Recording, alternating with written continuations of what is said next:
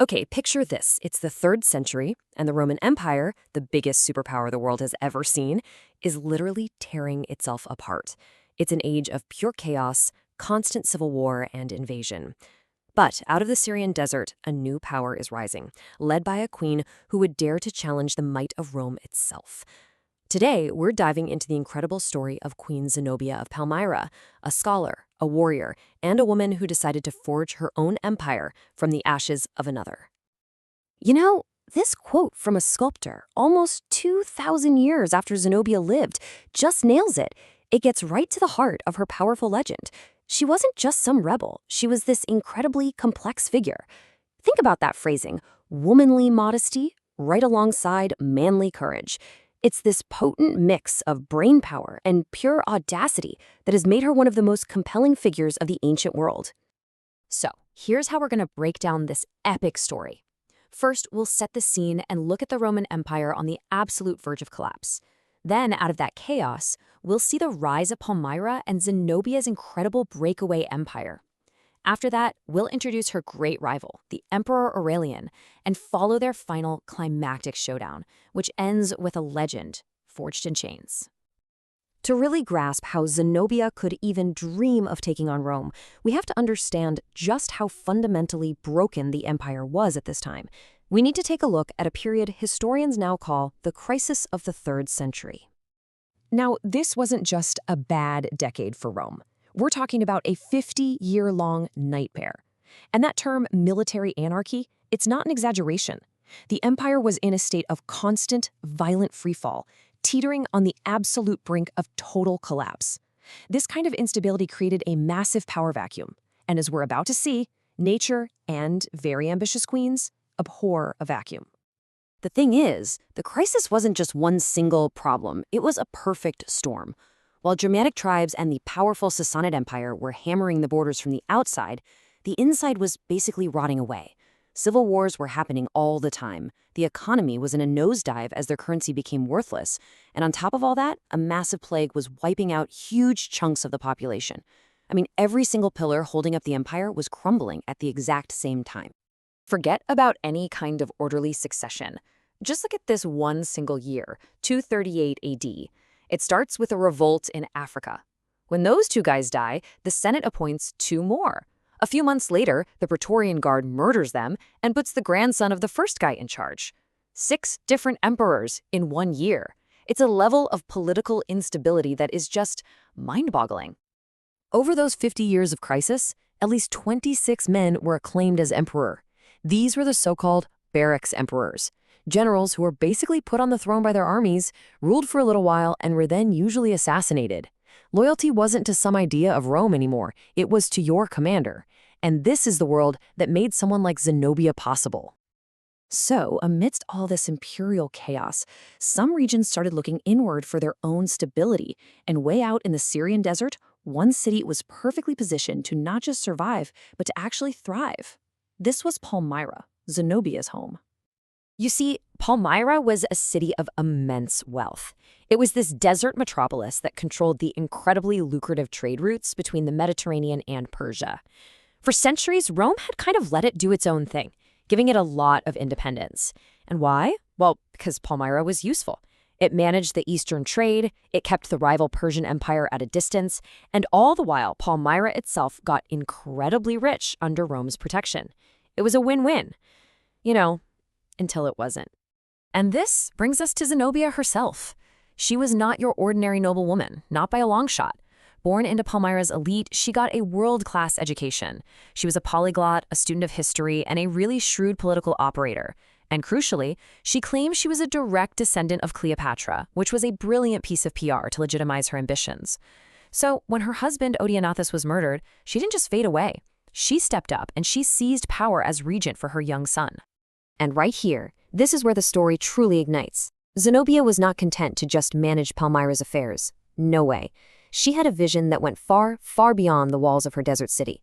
She was about to transform her role as regent into a full-blown imperial project, and in the process, go from being a Roman ally to a direct rival.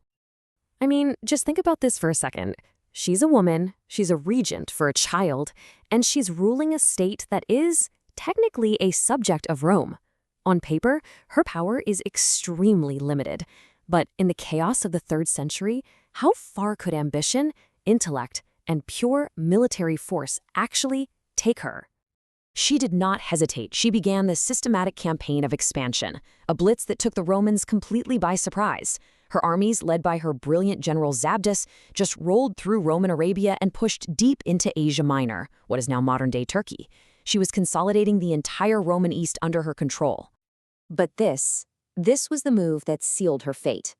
In 270 AD, she took Egypt. Now, why was this such a big deal? Well, Egypt wasn't just another province. It was the personal breadbasket of the emperor. Its grain shipments fed the city of Rome. Imagine if a rival power suddenly controlled the entire food supply for your nation's capital. By seizing Egypt, Zenobia was basically holding a knife to the empire's throat. This was no longer just a regional power play.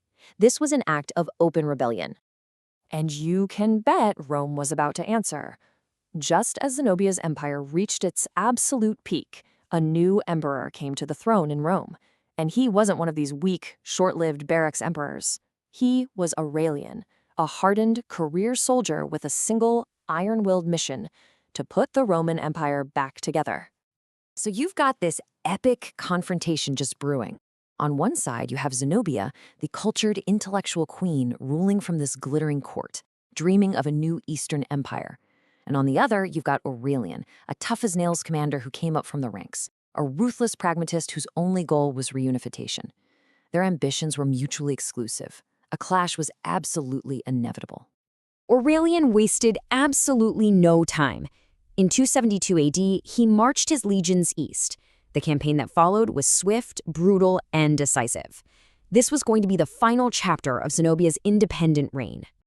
Aurelian was a master tactician. At the Battle of Imii, he was facing Zenobia's famous cataphracts.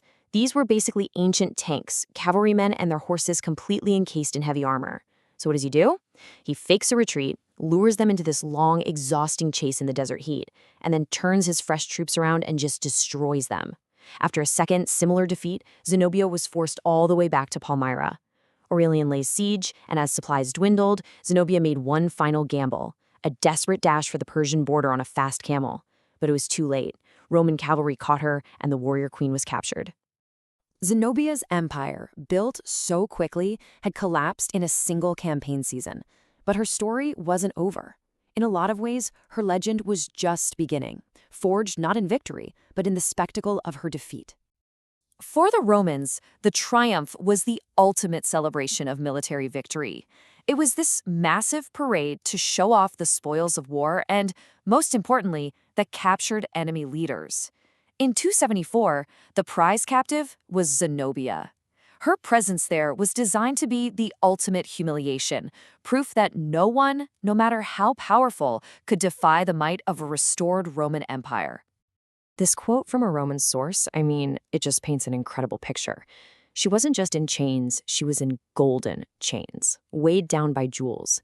This was such a powerful symbolic gesture. The very wealth that had fueled her rebellion was now being used to display her subjugation.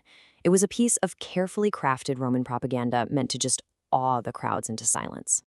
But what happened to her after the triumph? Well, the truth is, we don't actually know. The historical sources completely contradict each other. One tradition says Aurelian was so impressed by her spirit that he spared her, gave her a nice villa where she lived out her days. Another one suggests a much, much grimmer end. And this ambiguity, this unwritten ending, has only added to her mystique and allowed her legend to grow.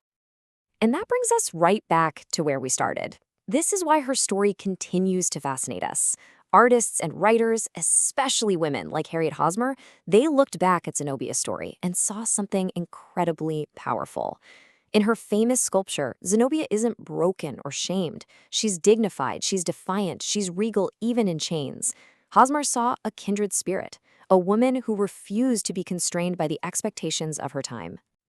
And that's really the question Zenobia's story leaves us with, isn't it? She ruled her own empire for only a few short years, and in the end, she was utterly defeated. But is her legacy one of failure? Or is there a different kind of power in her story? The power of a defiant fall that has inspired people for nearly 2 millennia.